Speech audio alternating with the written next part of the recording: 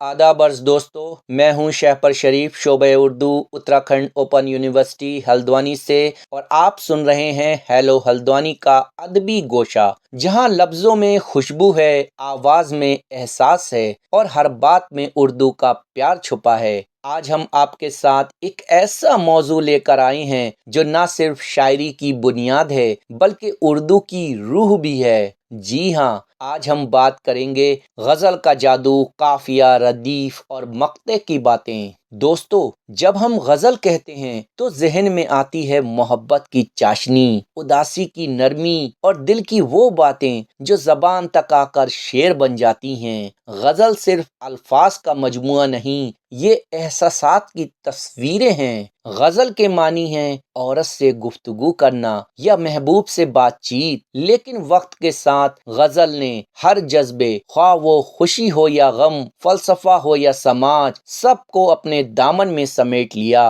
गजल को अगर एक खूबसूरत इमारत कहा जाए तो उसकी दीवारें बनती हैं काफिया, रदीफ, मतला और मक्ते से। यही वो अज्जा हैं जो गजल को खूबसूरत, नगमगी भरी और मुकम्मल बनाते हैं। जिसके दोनों मिसरों में काफिया और रदीफ मौजूद हों कहलाता है मतला। यही वो शेर है जो पूरी गजल का लहजा, बहर और आहंग मुतय्यन करता है। मिसाल के तौर पर दाग दहलवी का ये शेर, गजब किया तेरे वादे पे एतबार किया, गजब किया तेरे वादे पे एतबार किया, तमाम रात कयामत का इंतजार किया। ये शेर हमें काफिया, एतबार, इंतजार और रदीफ किया से जोड़ता है। इसीलिए इसे मतला कहा गया, क्योंकि ये गजल का रोशन आगाज है। अगर गजल में एक से ज्यादा मतले हों तो दूसरे मतले को हुस्न मतला कहा जाता है, जो गजल के हुस्न में निखार पैदा करता है। अब आते हैं काफिया पर। लफ्ज काफिया अरबी के लफ्ज कफू से निकला है, जिसके मानी है पैरवी करना, यानी एक लफ्ज के बाद दूसरा लफ्ज आवाज में हम आहंग होकर आए। ऐसे अल्फाज जो आखिर में एक जैसी आवाज रखते हैं काफिया कहलाते हैं। मसलन पैमाना, दीवाना, अफसाना, ये सब एक ही आहंग में खत्म हो रहे हैं, लिहाजा काफिया हैं। मिसाल के तौर पर मिर्जा गालिब का ये शेर देखिए, दिले नादां तुझे हुआ क्या है, दिले नादां तुझे हुआ क्या है, आखिर इस दर्द की दवा क्या है, आखिर इस दर्द की दवा क्या है। यहाँ हुआ और दवा काफिये हैं। काफिया गजल में आवाज का तवाजुन पैदा करता है। अगर काफिया ना हो तो शेर बेरंग लगता है, बिल्कुल वैसे जैसे सास के बगैर गीत।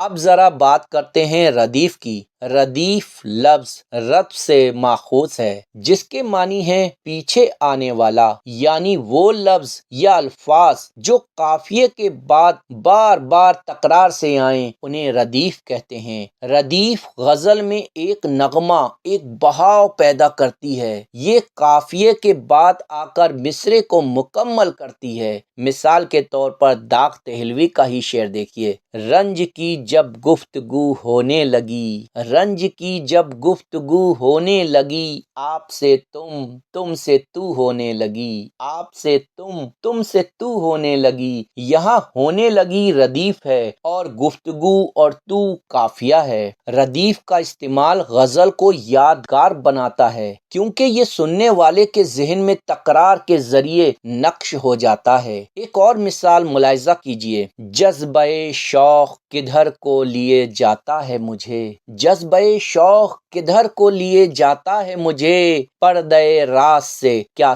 तुमने पुकारा है मुझे, पर्दे राज से क्या तुमने पुकारा है मुझे। यहाँ है मुझे रदीफ है। गजल का आखिरी शेर जिसमें शायर अपना तखल्लुस इस्तेमाल करता है कहलाता है मक्ता। ये वो लम्हा होता है जब शायर खुद अपने शेर में दाखिल हो जाता है, अपनी मौजूदगी का ऐलान करता है। मिसाल के तौर पर मीर का मशहूर शेर, اب تو جاتے ہیں بت کدے سے میر، اب تو جاتے ہیں بت کدے سے میر، پھر ملیں گے اگر خدا لایا، پھر ملیں گے اگر خدا لایا۔ یہاں میر شاعر کا تخلص ہے، یعنی شعر غزل کو مکمل کرتا ہے اور شاعر کی شناخت بن جاتا ہے۔ اسی طرح داغ، جگر، فراق، حسرت سب اپنے اپنے تخلص کے ذریعے اپنے اشعار کو امر کر گئے۔ غزل میں قافیہ و ردیف کے ساتھ ساتھ بحر اور وزن بھی بہت اہم ہوتے ہیں۔ بحر سے مراد ہے شعر کی موسیقیت، یعنی الفاظ کے ہجوم کا توازن۔ جیسے موسیقی میں تال ہوتی ہے، ویسے ہی شاعری میں بحر،